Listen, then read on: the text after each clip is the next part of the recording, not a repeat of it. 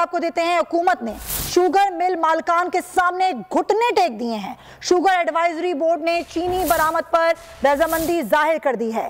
पहले मरहले में 1 लाख टन चीनी बरामद की इजाजत होगी। बोर्ड समरी मंजूरी के लिए इक्तिसादी राबता कमेटी को भेजेगा। हर 15 रोज बाद कीमत का जायजा लेकर मजीद चीनी बरामद हो सकेगी। मजमूई तौर पर 5 लाख टन चीनी बरामद करने का इम्कान है। शौकत अली हमारे नुमाइंदे हमारे साथ हैं, उनसे बात करते हैं। शौकत, बताइएगा। जी, सूरत कुछ जो है कि 2 माह से एक डेडलॉक चल रहा था और जो शुगर मिल मालकान है वो इस बात पर अड़े हुए थे कि हमें 10 लाख टन जो चीनी है दरामद करने की इजाजत दी जाए, और इसकी वजह से जो शुगर क्रशिंग सीजन है वो भी बर वक्त शुरू नहीं हो सका। इसकी वजह से बड़ा नुकसान हुआ है।